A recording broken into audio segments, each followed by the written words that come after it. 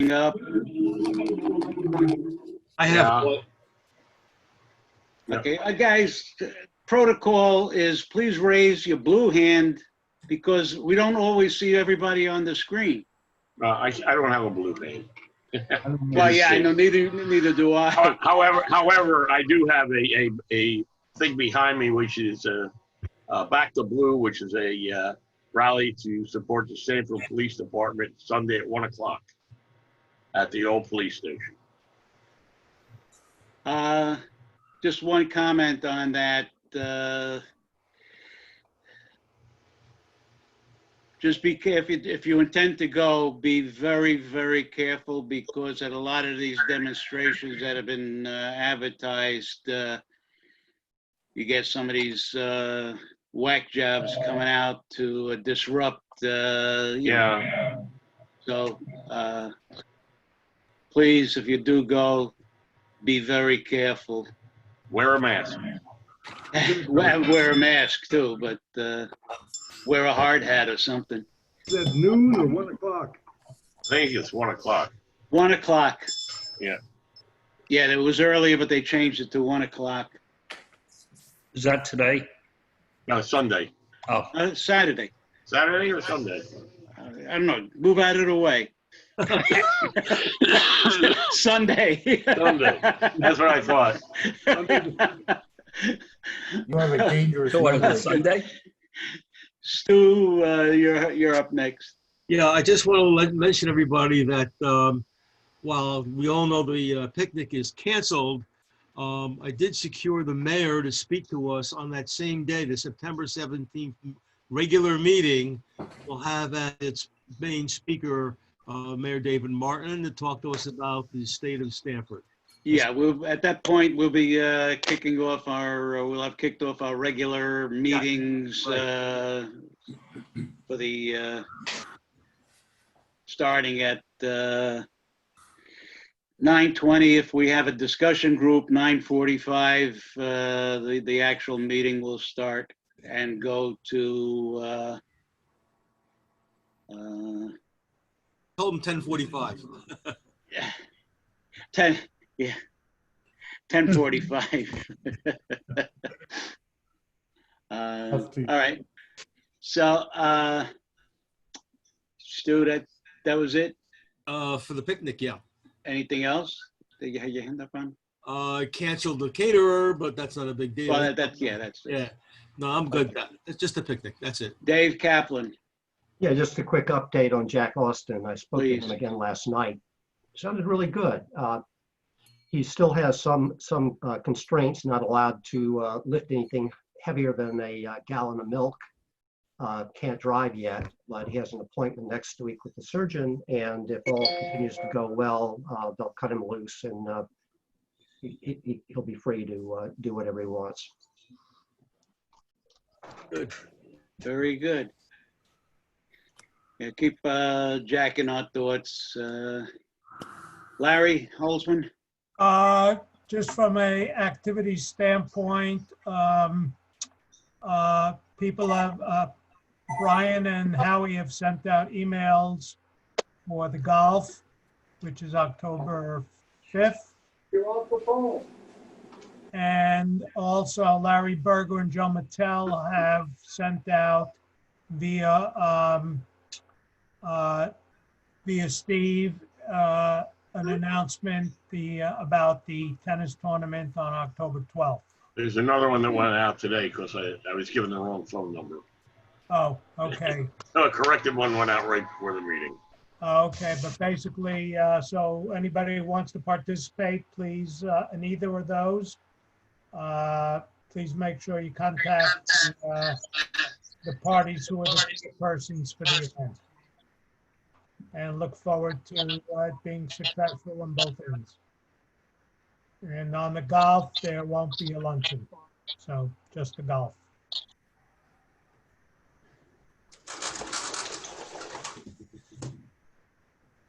Okay.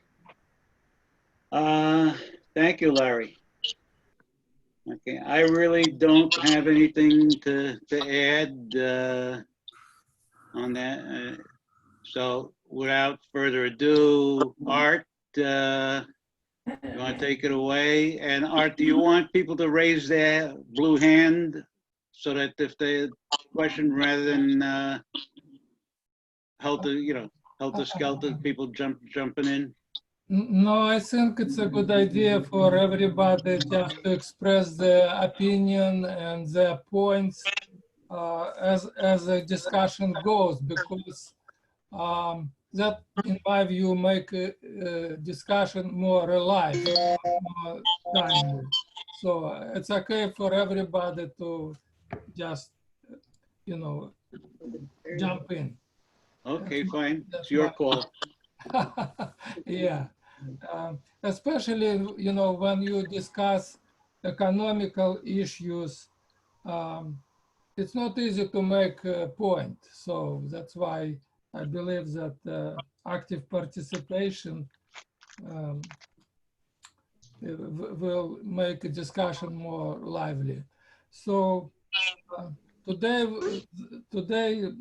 were announced numbers on how much economy went down as a result of virus, and it went down to significant value, 32.9%, which is really devastation. And unemployment also is at level of 20%, which is equivalent to crisis. It was expected V-shaped recovery, but we are hit with a double virus effect. So at first it went down. Now it looks like it's coming up again, especially in big states like Texas, Arizona, California, Florida, and so recovery is delayed. It's important very much for successful investment in a market to understand trends. So what trends were waken up by virus? Anybody's opinion is that which technology were accelerated and which technology fall back? Anybody wants to jump in with their opinion? No volunteers. So I will, express which technologies were accelerated and which technology were delayed then by myself. It's apparently that telecommuting was accelerated. All companies which provide the capability to work online were, jump in, such as Zoom, for example, is one example. Another companies which is telemedicine, online education, food delivery, e-commerce, cloud computing. Those companies went to front burner, and those people who anticipated this kind of technological advancement and bought the stock of these companies on time, they, made almost 30% in pretty short time, if not more. Other companies, of course, fall back. Those people who did not recognize that businesses like travel, hospitality, energy, and some transportation companies, they fall back. And of course, people who hold the shares, lost money. Another thing which really advanced was price of gold. Sometimes in January, I remember I was running the discussion and I expressed ideas that gold will go up. And it did happen. Since January, gold is up by almost 25%. So why gold is up? Because of uncertainty. Now today is election year with great,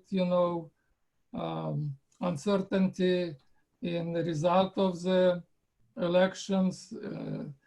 That's one thing. And another, government issues a lot of aid packages to, stimulate businesses, such as PPP program, Paycheck Protection Program. Then government issued $1,200 per person checks sent to every American, eligible for receiving this aid, which is, all American citizens. And now there is another round of aid to people because economy, is still didn't recover. And the discussion is between Republicans who want to issue $1 trillion help and Democrats who want to issue $3 trillion aid package. And of course, printing money without, providing material goods for covering this money, that result in devalue of the currency, and that's what happened to dollar. Dollar went down. Gold correspondingly went up.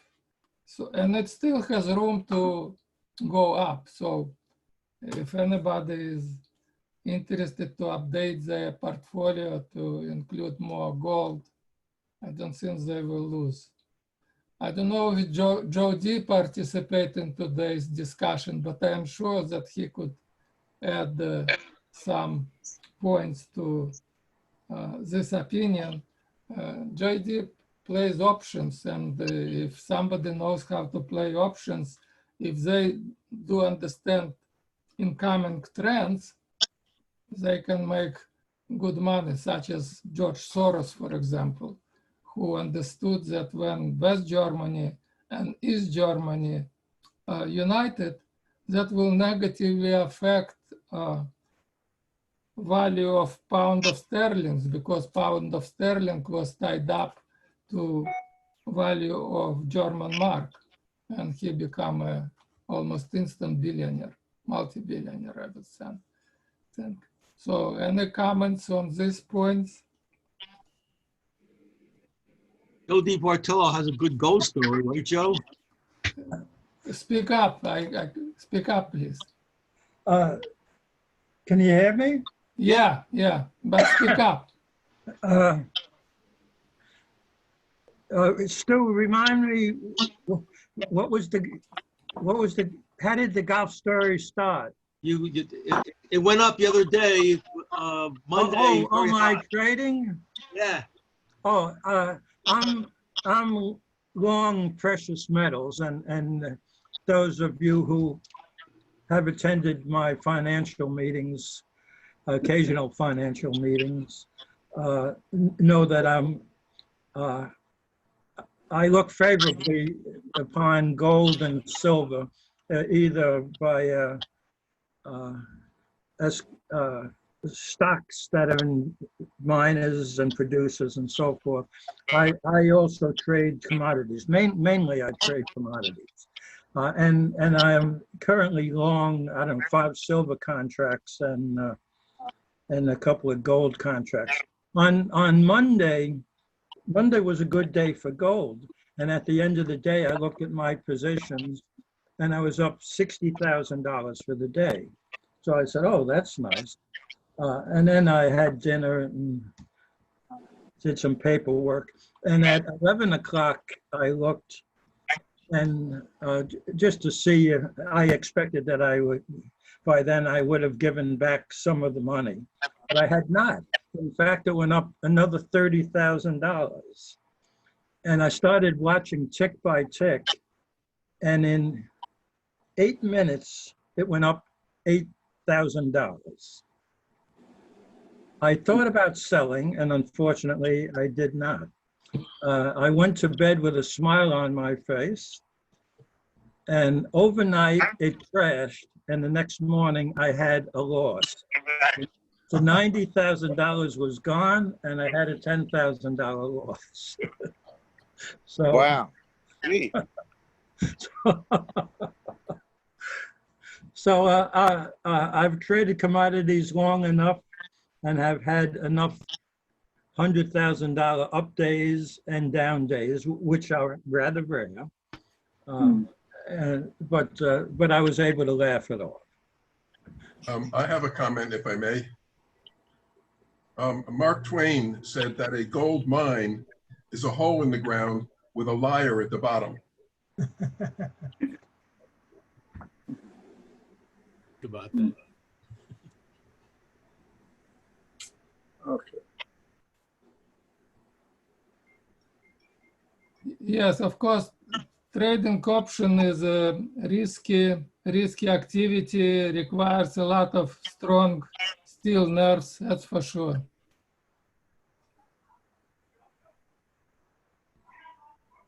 That's one thing, but another thing is also you have to really understand the economy and geopolitics to be able to predict the trend. And in case of gold, you know, in January it was pretty clear picture that gold will go up because of pandemics. Pandemics hit economy hard, and the election year uncertainty, that was clear a case. And so if, you know, playing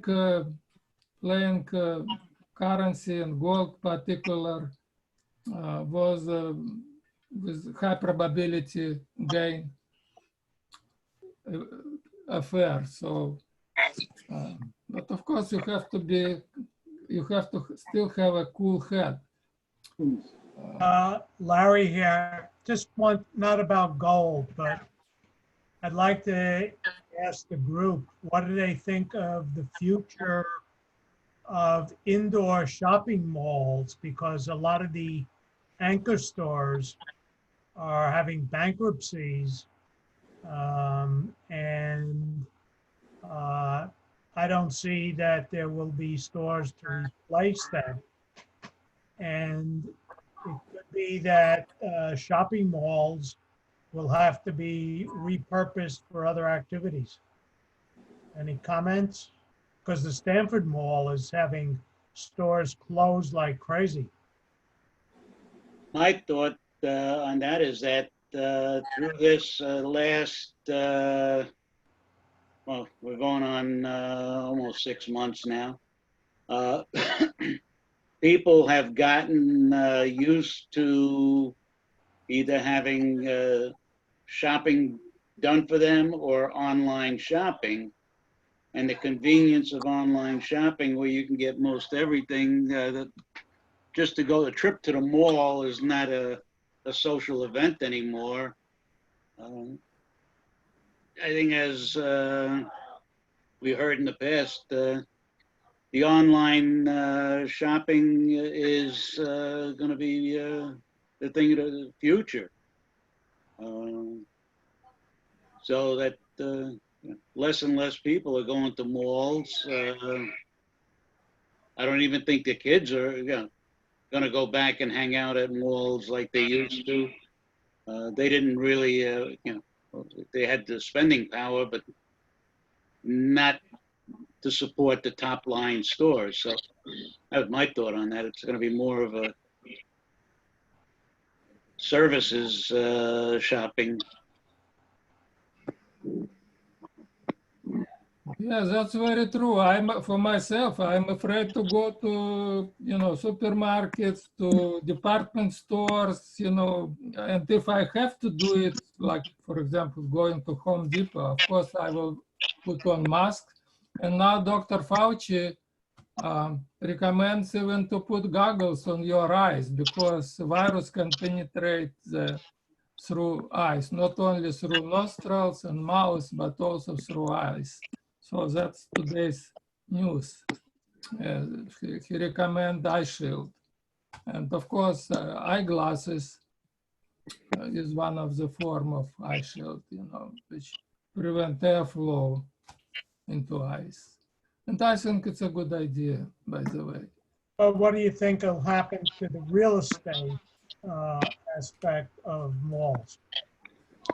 Yeah, commercial real estate is affected great deal because, as you know, people move from New York to Connecticut, being afraid of what this turmoil in New York, both on side of spread of virus and on the side of unrest, you know, social unrest, all these crazy riots, and people make people nervous, you know, which is naturally.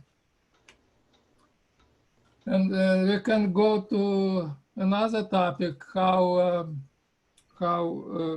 this virus affected elections. You know, before this virus hit United States and the world, Donald Trump was sitting pretty on a booming economy, you know, on low unemployment, especially among minorities like Black and Spanish.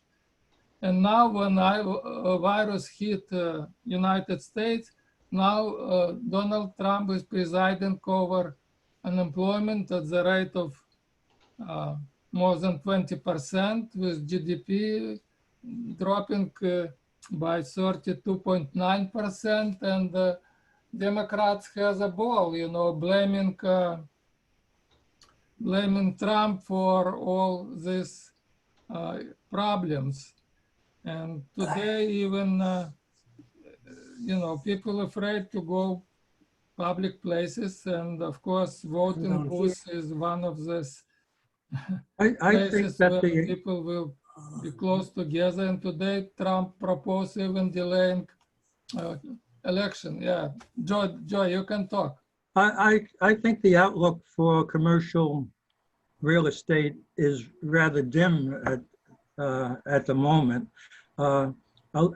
Places in crowded cities such as New York City, people are working at home and have become accustomed to working at home. They are fearful of traveling to New York, fearful of being in a crowded building. And in New York City, part of your commute to work may well include an elevator, a crowded elevator ride. So the trend is towards more people working at home, buildings being evacuated in crowded cities, and businesses relocating to smaller places in the suburbs rather than downtown. I think the outlook for Larry was talking about malls. I think the outlook for them is also dim for the reasons already stated. Even the stores that were the big attractions are struggling to make a profit themselves. If I can make an additional comment, getting back to gold, with all the deficit spending we have, gold sort of has intrinsic value, while of course currencies do not. Currencies fluctuate with the economy of the country that they're in, and with our deficit spending, that certainly is a plus for precious metals if you are considering another place to put your money. Thank you. May I say something about gold? Along the line which... Arkady, may I say something about gold? Yes, yes, please. Okay, the president has nominated economist Judy Shelton for the Federal Reserve, and she barely has the votes to pass. Judy Shelton favors or she talks in favor of gold, the gold standard. So she's in favor of gold as part of the monetary system. There are many senators who voted against her. The fact that there are so many that go against her means perfectly well that the federal authorities do not have absolutely no interest in maintaining fiscal responsibility as far as printing dollars and creating new mediums of exchange. I don't know if the Judy Shelton will be in the Federal Reserve. So far, she's barely has a majority, barely. So I don't know. We'll take a look at that.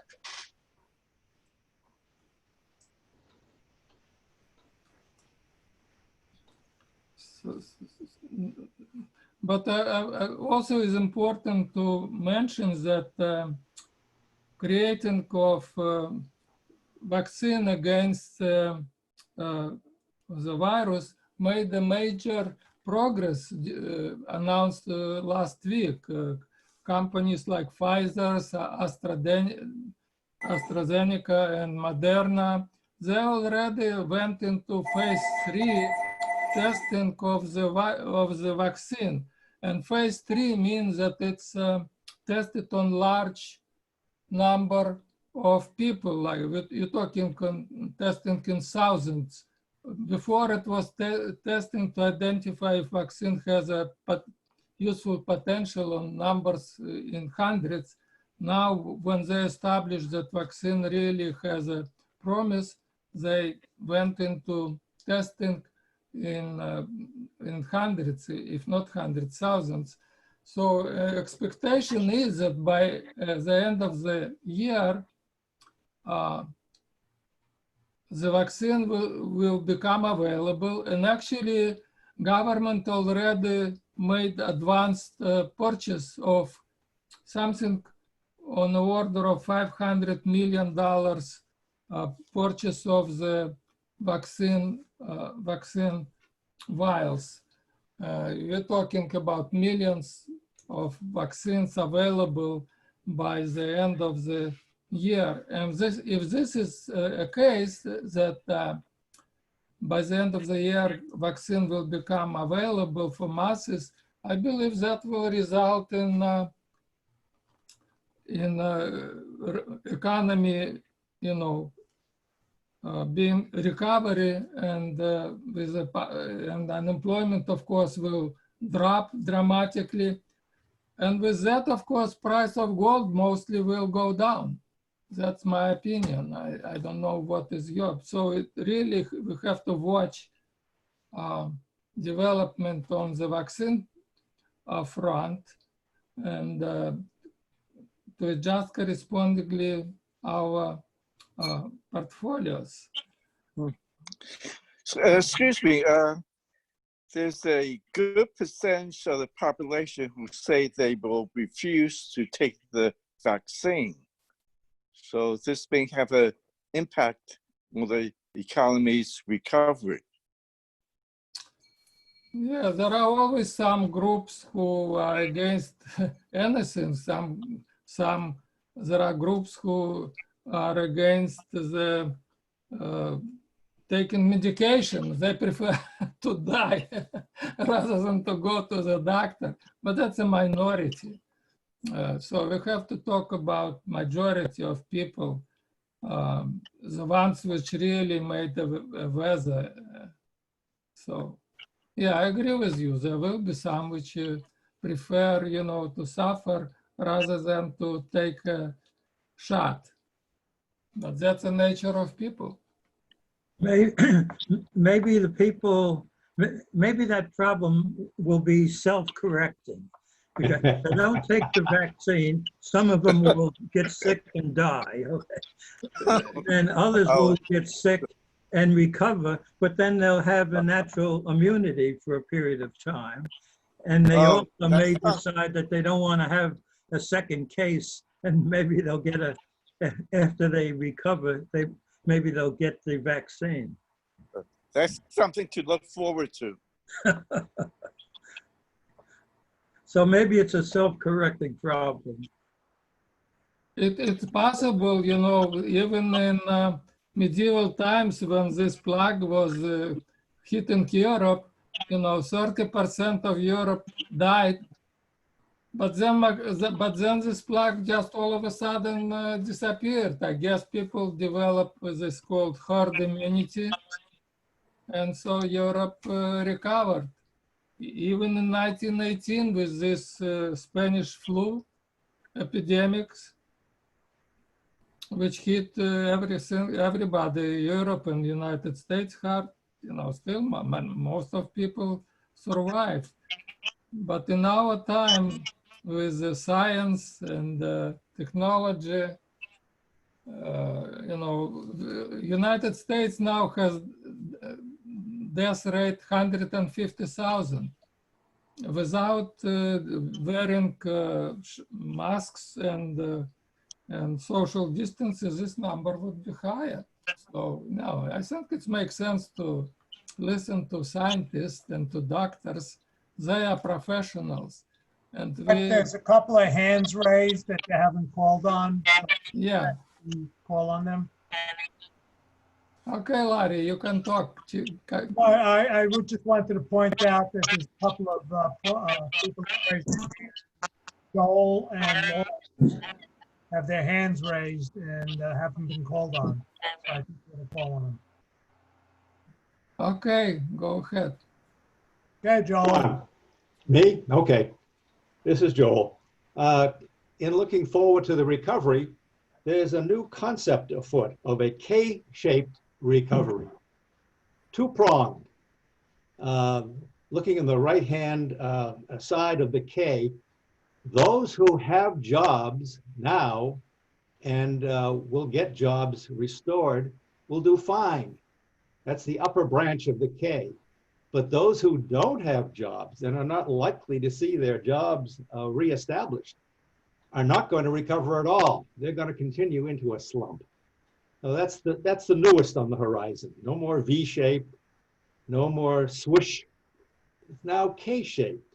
And speaking of a two-pronged recovery, there's a new concept also from the Democratic side, from Biden, who is suggesting that when he gets it, should he get into office, he will ask the Federal Reserve to adopt a new policy initiative to reduce or to help reduce inequality.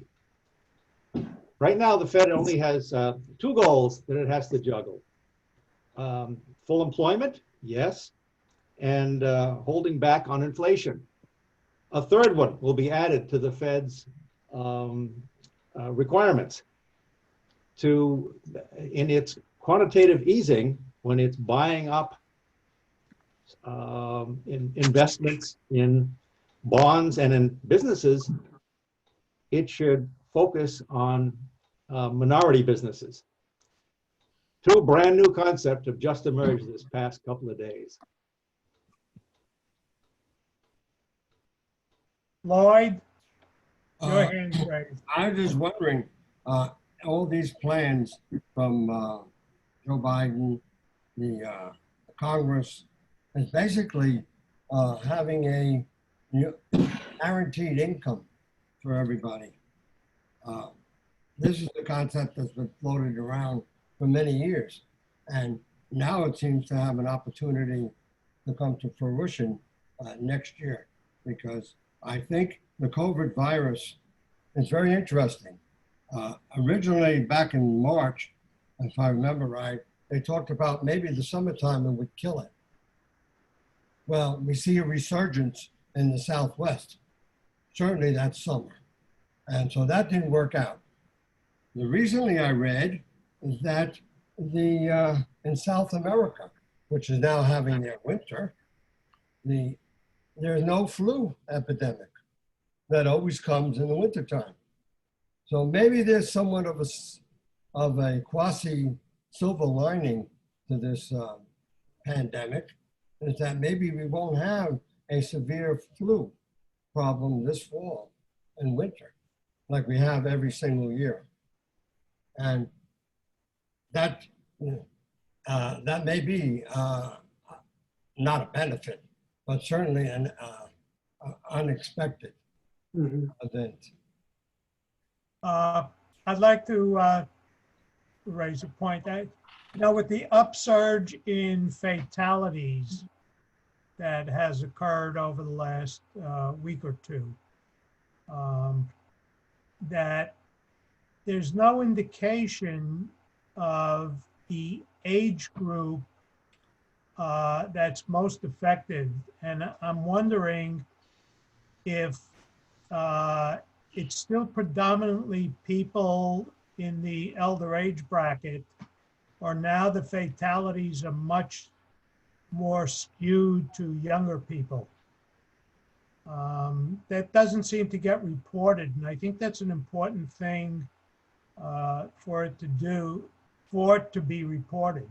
So, any comments about that? Yeah, I can make a comment. In my personal observation, what I noticed when I went to Hove Island Park, that the thing is that older population is disciplined and they listen to recommendation.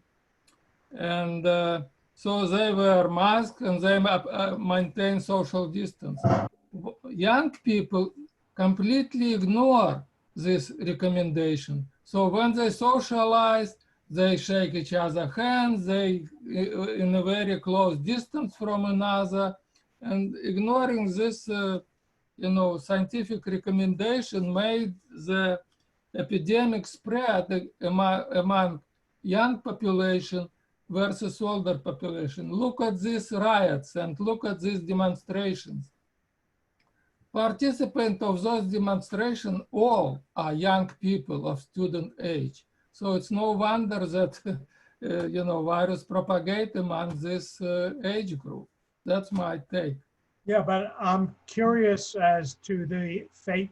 I'm sure the infection rate is skewed now more toward younger people. Right. But I'm curious about the fatalities rate, whether it's also being skewed downward to a great degree. I think in the early days, most of the fatalities were in elderly people.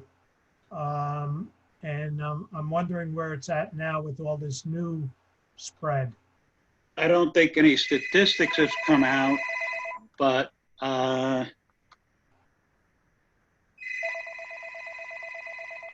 got to hang up. Okay.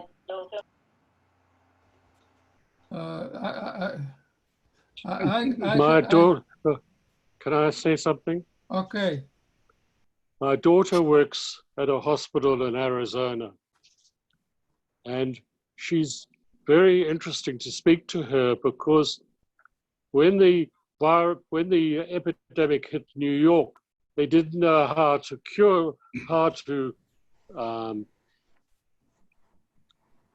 medicate it.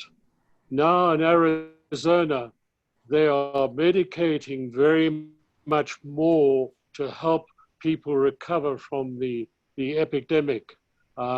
She was saying that they found that zinc levels in some of the patients dropped.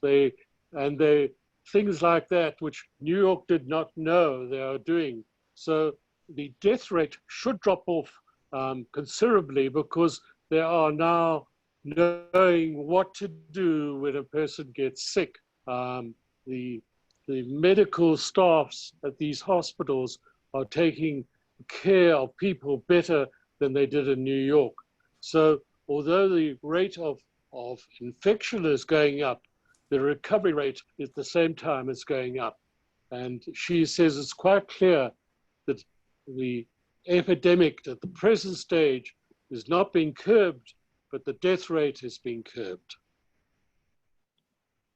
Can I jump in here for a moment? Yes. Joel again. I went to a long delayed physical yesterday and heard something very disturbing. It turns out that younger people may get it. Who knows whether it's more or less than in older populations, especially nursing home populations. But when younger people get it, they don't get it as severely. However, the effects linger much longer. They're chronic. All right, fine. Next step. This physician told me that several of her colleagues, physicians, have had to retire or withdraw from their practice because their symptoms, their long-term effects are quite serious. What is it? Brain hemorrhages, lung infections, and while they have recovered slightly, they haven't been able to regain their footing. Too frequently, she says, the medical profession is being affected by it. Now, put yourself in the shoes of a pediatrician who sees patients. These kids are incubators, and pediatricians, the attrition rate of pediatricians is quite alarming, my doctor friend is telling me. This does not bode well. It's not just the death rate that we should be looking at. It's the long-term implications of these chronic debilities that are being spread. Finished. Very interesting. But what I worry about is, now we're working on vaccines and all, and maybe in a couple of years, the COVID will go away. But COVID is not going to be the last pandemic. I mean, we were lucky that SARS didn't come here and MERS didn't come here. But a couple of years from now, when we finally get on top of COVID-19, there'll be a COVID-22 or a COVID-23. And I don't know what we do about that. Well, nobody knows what will happen in 22 and 23, but meantime, we have a positive signals about creation of the vaccine for this COVID-19 thing, and let's see how it will play out. If it will really be, productive, then it will be very good positive development.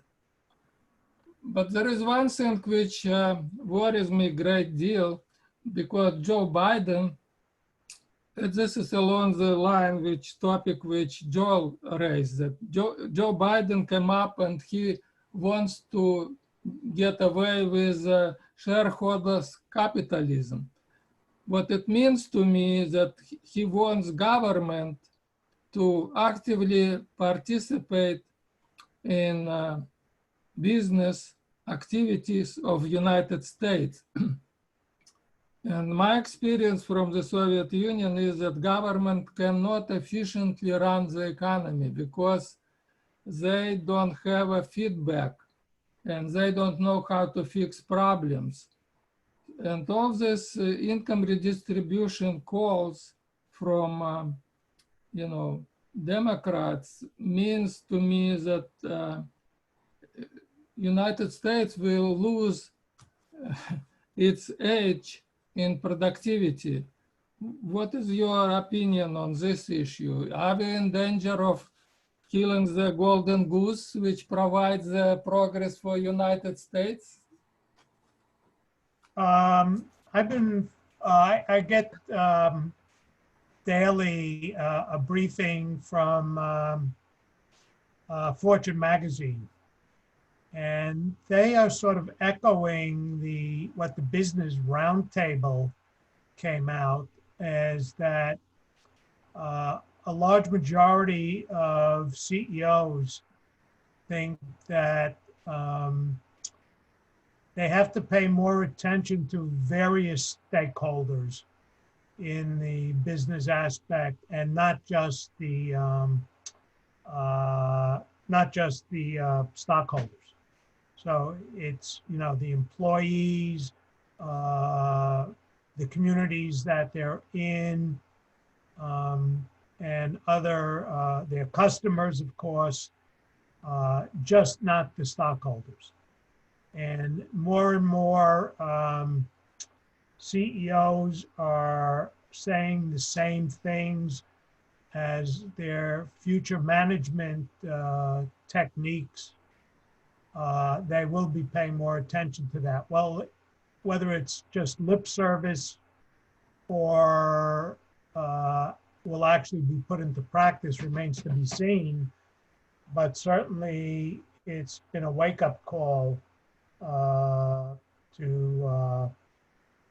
the executives in the private sector. Years ago, there was a television series, Ethics in America, and rest his soul, Antonin Scalia, Justice, Supreme Court Justice, brought up that same thing, that the stakeholders should be represented in an example that he gave. However, stakeholders being represented is one side of the coin, but what this new wave of liberalism is bringing is a degree of socialism, which is giving everything away and making everybody equal, whether they deserve it or earn it or not. And that's a trap that you could this country could easily fall into. And as Arkady said, you've seen it in the Soviet Union, you see it in Venezuela, you see it in any of these countries that have opted for a more liberal, socialistic form of government. I mean, 40 years ago, I spent a year in the Netherlands, and although it's not a socialist country, it was a socialized country.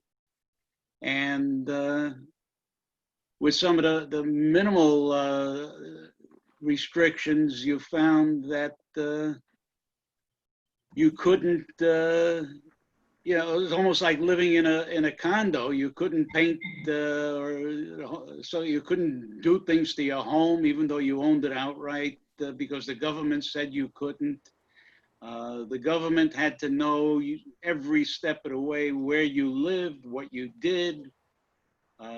They had to control everything where, here still you could pull up stakes, get a post office box somewhere, and if you don't apply for a driver's license, nobody will know where you are, and you have some freedoms.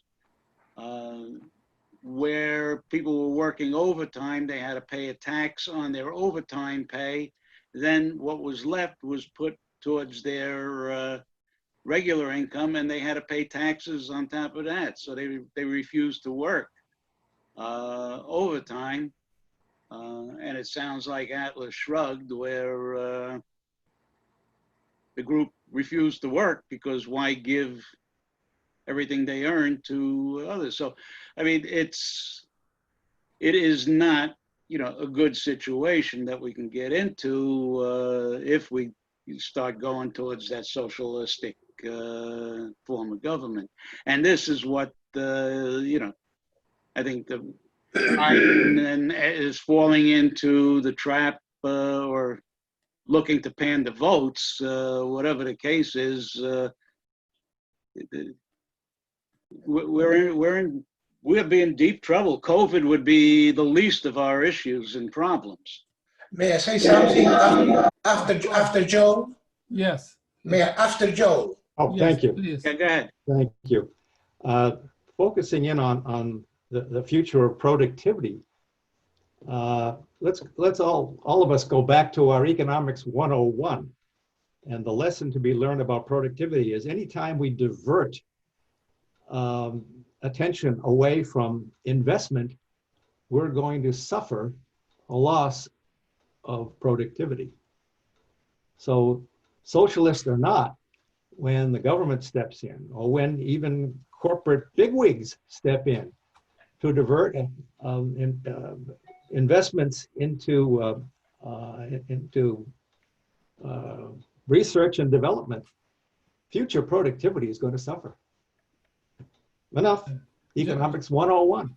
Yeah, Jose, jump in. Yes. About all this government taking care of the whole economy, I would suggest that every one of us read again the essay, The Use of Knowledge in Society, from 1944 or 45 by the greatest social philosopher and economist of the 20th century, von Hayek. He tells you exactly why this cannot succeed. It cannot succeed because knowledge on society is dispersed. It's dispersed over the whole society. Each one of us have a tiny little bit of the knowledge, and it's unpredictable what is going to happen but the fact is that every one of us working with a little knowledge that we have, and I'm talking about the billions of people, with little, the result is airplanes, automobiles, food. So the government cannot direct the whole society because the government does not have the information that is necessary to run the whole thing. Don't forget Frederick Augustus von Hayek, the use of knowledge in society. In other essays, he tells you exactly that the only way for the government to run this whole economy is to force the people to do what the government wants to do. It's in another one of his books, is essentially the road to serfdom. That's about it. Please read that essay. Don't forget. Thank you. Yeah, on the top, Jose, of what you and Joe commented, and Joe too, I'd like to make a comment that there is this struggle between two parties, Democrats and Republicans, is such that importance of propaganda become very clear. There are certain social circles which are not interested in having competition. They are interested in totalitarianism. And we know that in colleges, I know it an example of my daughter, where they propagate for advantage of socialism over issues of capitalism. Capitalist society is competitive society, which is not very comfortable for some people. And so young people, graduated from colleges with ideas that, redistribution of wealth is beneficial for people, which is a very destructive concept, really. So, God. Can I say? Yeah. Go on, Charlie. The problem that we're not addressing is that the young people in this country are finding that they cannot get jobs.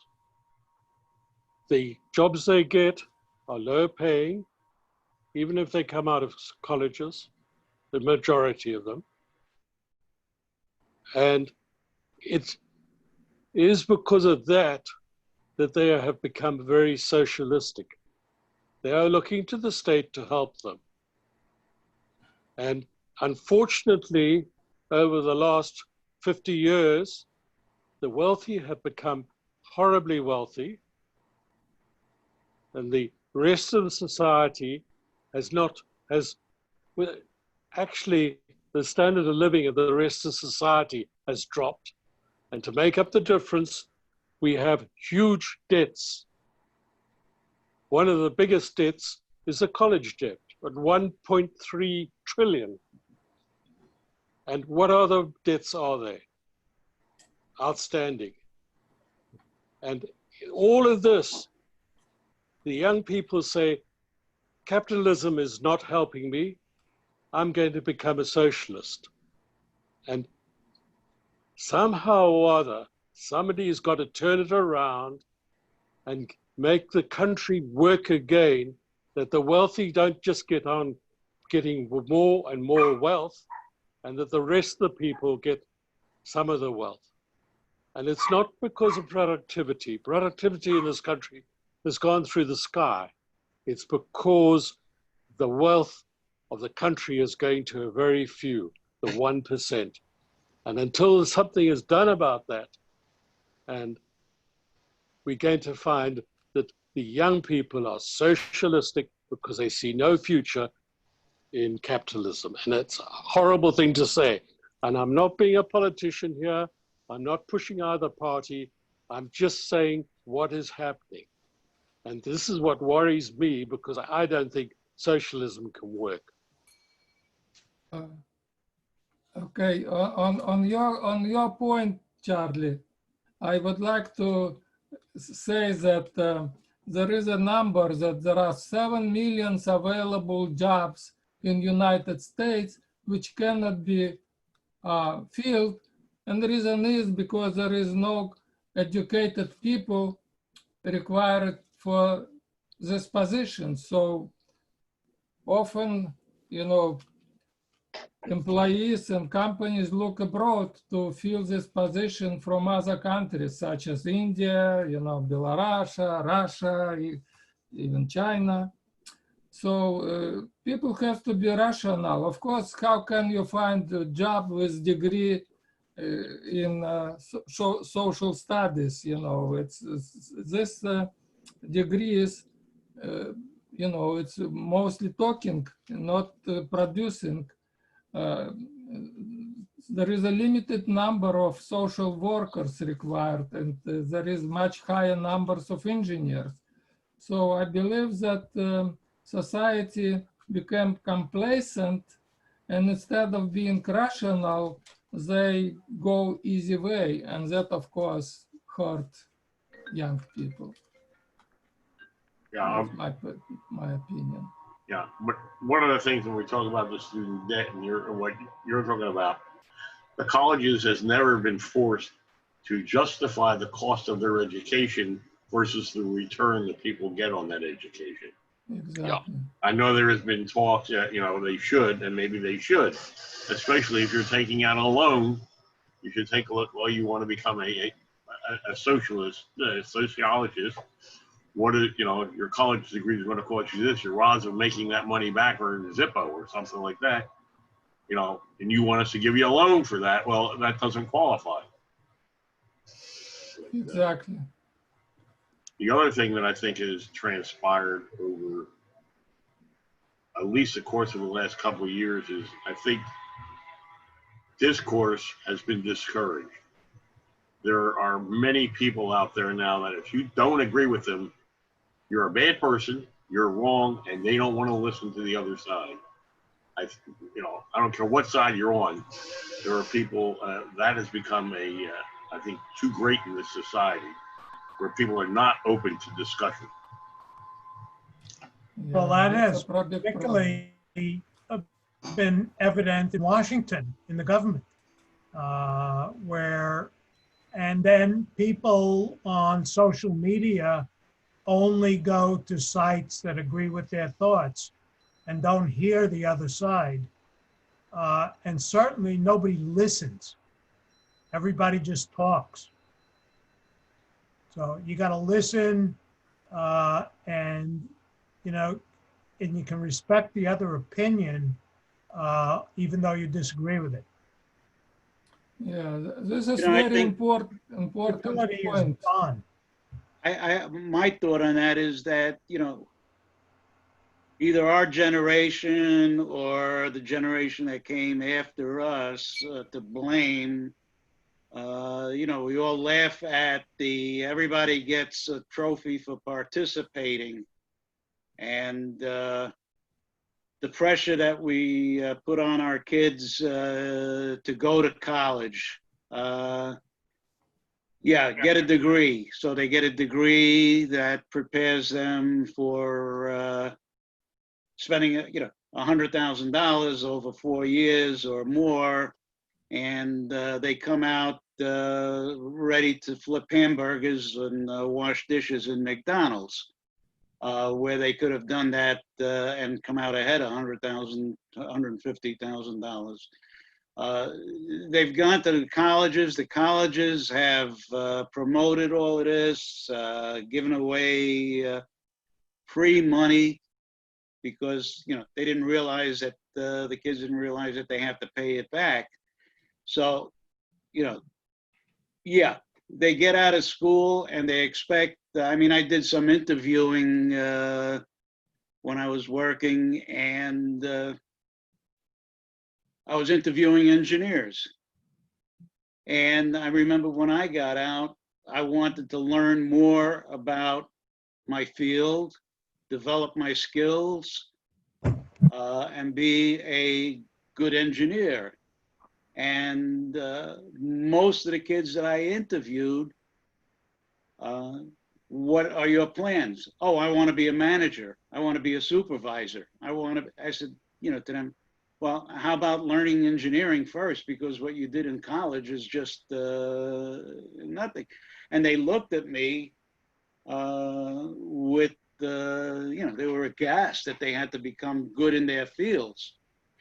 This is the problem with the millennials today, that they come out and they expect to be running the company and doing things on their own. And if they don't like what they're told that they have to work, they up and leave. And they do this 5, 6 times, and now they're unhireable. And yeah, they're going to go out protesting that they want, since I can't get a job, now you got to support me, rather than if I get a job, I have to work to support myself. I mean, that's my thought. Does anybody have any experience with that? So in closing, it's already 10 o'clock. I would like to kind of propose, you know, we did describe problems which United States run into. And it would be interesting to have a discussion how to fix this problem, because I believe that United States is in spiral down, and somehow people have to go to their senses and find how to fix and straighten up future business development, educational development, social development in United States, because the way things are, it's on destructive path, self-destructive path, and that's concerning a great deal. Okay, thank you, Art, for today's group. And Steve, next week we have I guess we have a video. Yeah, if that's what people want, I can get one. Yeah, let's do that. And I'm going to reach out to everybody. You know, my plate's been pretty full these last few months between all the issues that I have. So I just want to reach out to everybody. Please, if you know of any speakers or programs that you might want during the next fall season, let me know. You keep, you know, Steve sends out the email addresses. So if you have any suggestions or thoughts, please, even if you've done it before, get back to me with any thoughts and suggestions. Oh, Joe, I'd like to remind everybody that the book group is discussing On Desperate Ground on Wednesday.